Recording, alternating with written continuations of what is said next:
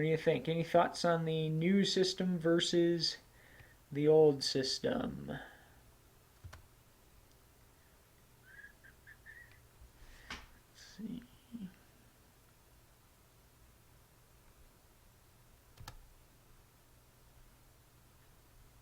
All right, in that case, let's get into a quick review here. Ethos, Logos, and Pathos. So these are kind of a few terms that you definitely want to keep in mind. Let me ask you just a quick little poll here. Give me this little checkbox, the yes and no. It's right above where it says main room and has the names. I'm just curious, before this class, who had ever heard of Ethos, Logos, and Pathos?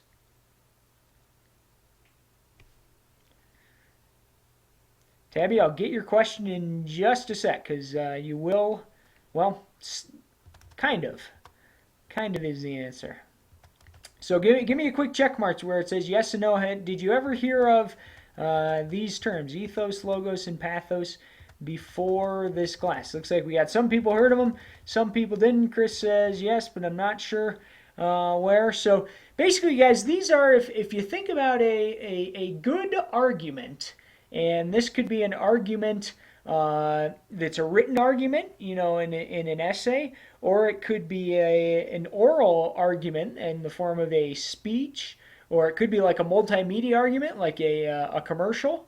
You guys probably all know about commercials. If you ever watch TV, or if you if you watch TV online, or if you go to a movie or whatever, we are bombarded constantly with advertisements of various kinds, and the ones that do well use these three things. They use Ethos, they use Logos, and they use Pathos. So get these down in your notes, and hopefully you already have some notes on it, but get these down. So when we say Ethos, basically what we're talking about is credibility. The ethos of an argument, of a persuasion, has to do with the person who is making that persuasion, whatever it may be. So as I was kind of thinking of examples, this popped to mind last night. Anyone hear of what important speech did the president give last night? Anyone catch that? Anyone following the news? Who knows? What important speech did the president give last night?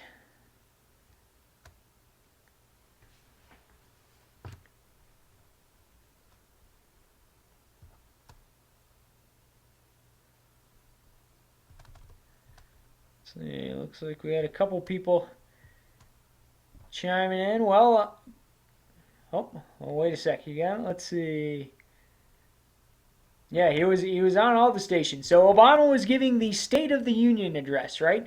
It's a big speech given by the president every year, kind of about the year, where the country is, important pieces of the agenda, those kind of things. So anyway, in that speech, probably the big reason a lot of people listen, whether you like Obama or not, is because he's the president. If you are the president of the United States, that alone gives you some level of credibility. It gives you a level of professionalism, of why people will listen to you. If you think back to your inquiry-based report, so this is the paper that we did for Unit 5, hopefully in that case you had some level of credibility because you had done some research. You became an expert on that subject. You carried out interviews. You researched. You looked at databases. That gave you some level of credibility. The fact that you used high quality sources that came from research databases gave you even more credibility. So really, in any argument, there needs to be some level of credibility to it, and that is based on the ethos of the person presenting the argument. So that's kind of, in a nutshell, credibility or ethos. Any questions about ethos and what that means?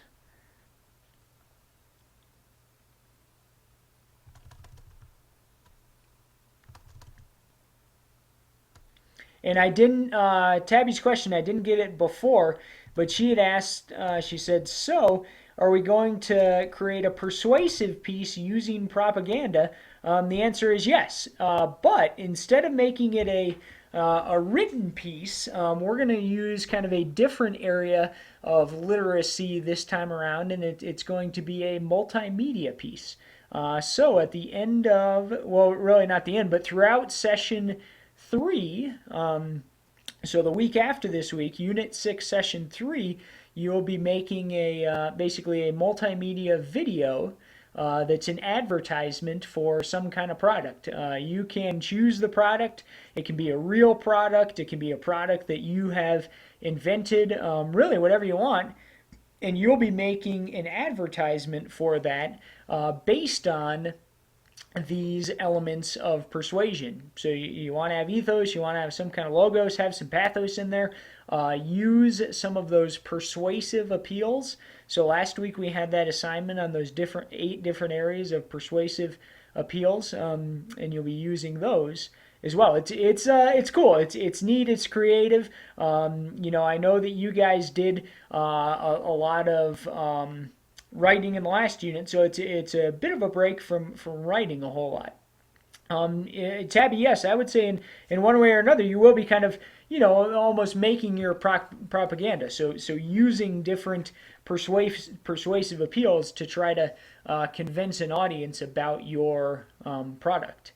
And I would, recommend make that argument based on these 3 things: ethos, logos, and pathos. So let's continue the review session here. Make sure you get this in your notes.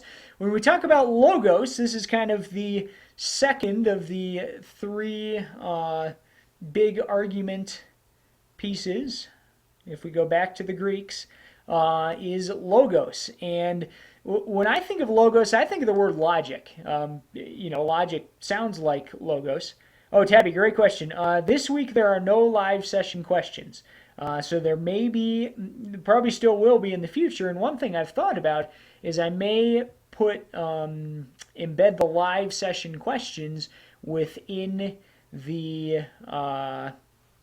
within some of those short pre-recorded videos. So maybe a question or 2 for each of those. So that's kind of one of the things I'm thinking of, and I'd love to get your feedback on that as well. Great question, though. So back to logos. Again, think of that as logic, and this is kind of the hardcore data or evidence that you're using to convince someone. So let's say your product is a protein shake for bodybuilders. If you were going to try to sell that protein shake to bodybuilders, in your commercial, you might want to talk about how drinking that protein shake 3 times a day has helped a number of bodybuilders gain 5 pounds of muscle every week, or something like that. It's kind of the hardcore facts and logic that make an argument based on. If you go back again to Obama's speech last night, he talked a lot about, okay, where is the country at now? Where does he want to see it going? And in many cases, he used facts and figures to support his argument. So that's what when we talk about logos, that's what we are looking at there. Any questions about that? Questions, comments, thoughts about logos and how you might use that in an argument, a written argument or a verbal argument or a commercial?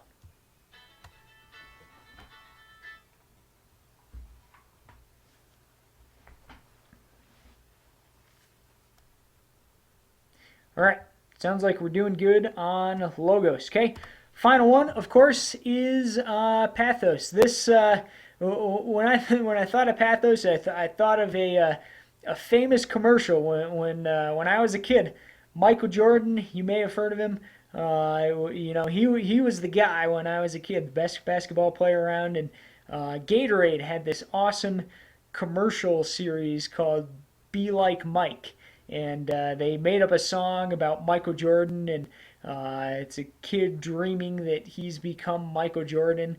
And they had him, run this whole ad campaign that was super successful, and it had a lot of emotional appeal. So that's what, when we talk about pathos, that's what it is. It's something that pulls an appeal to the emotions. Another example, and I would recommend putting this in your notes. Another example of pathos, we could say, would be those TV commercials for like a humane society or an animal shelter. You guys know those ones. You see them, and they show all these pictures of cute little puppies and kittens in the shelters, and they look sad and they look unhappy, and they have some kind of emotional music playing. Those kind of commercials have a lot of pathos. They make you think, oh my God, if I don't donate money to this right now, I'm a terrible person. And they really they tug at your heartstrings and pull you in. So that's kind of what we're talking about with pathos here, is that emotional appeal. So a good advertisement, or really any good argument, and hey, I'm telling you guys, if you're trying to present a case to your parents about something that you want or think you should be able to do or whatever, think about these things. Think about how are you going to be credible on it. Think about how are you going to use data or facts or evidence, and then also think about that emotional appeal as well. Including all of those pieces is definitely important. So let's pause for a second. Questions, comments, thoughts. Get those terms in your notes. Maybe add anything else you need. What do you have? Questions, comments, thoughts about that stuff?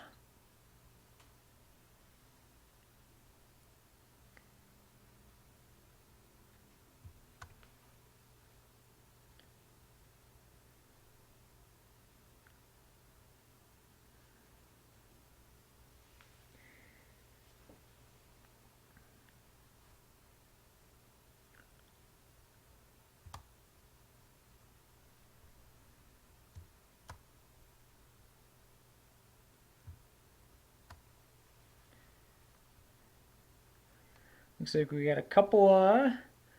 Let's see. So Taylor had a question. Do we still have to do the live session questions when we have attended? So Taylor, actually, this week there's no live session questions. And then yes, if there are live session questions in the future, you still do need to do those. Yes, whether or not you're present. Great question.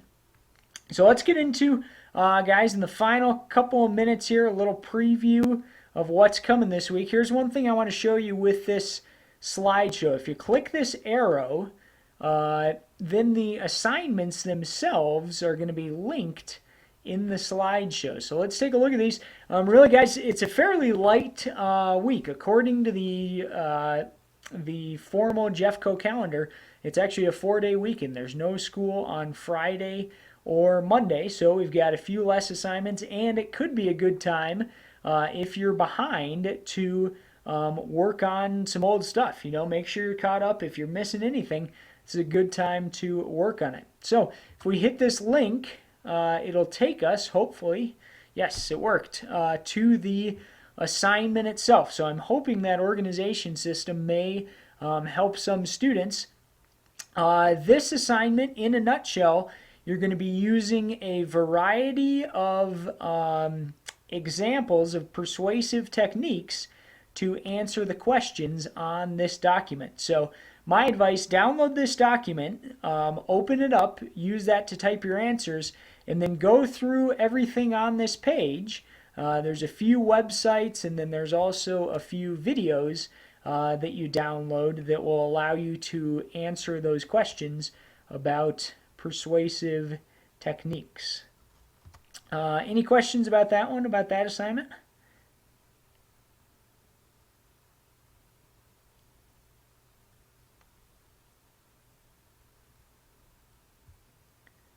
You guys feeling all right? Everyone's still there? Chelsea, Chris, Holly, James, Leah, everyone's still present? You guys dialed in? Not too distracted by Facebook and that kind of stuff? All right, let's take a look at the other one real quick. Deconstruct a Dream.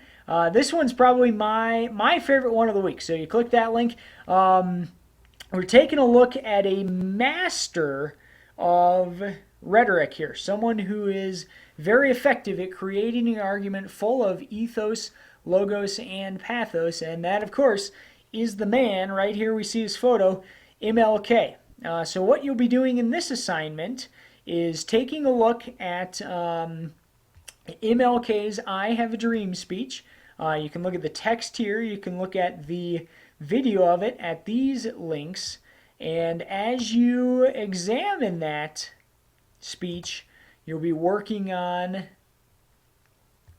an analysis of the speech. So you'll be looking at specific persuasive rhetorical techniques that are used.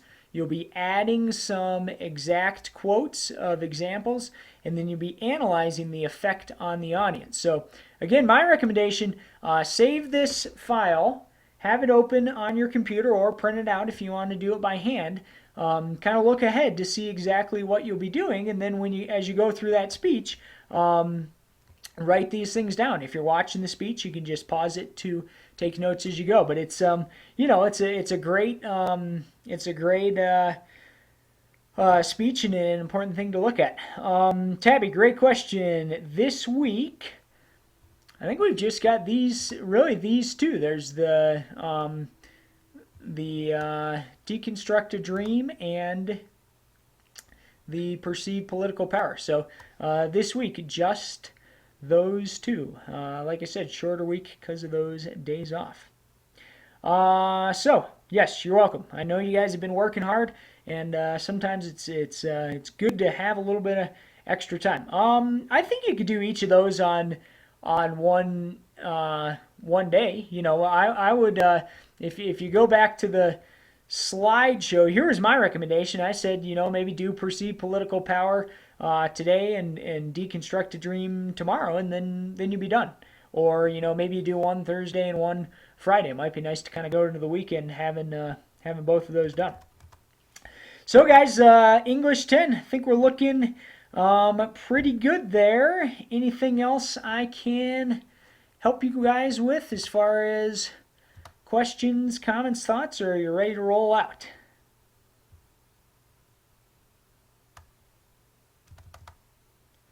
Cool. Well, if you guys are good to go, English 10, we will catch you later. Thanks as always for your hard work, guys. Be in touch. Like I said, I would love to see any of you at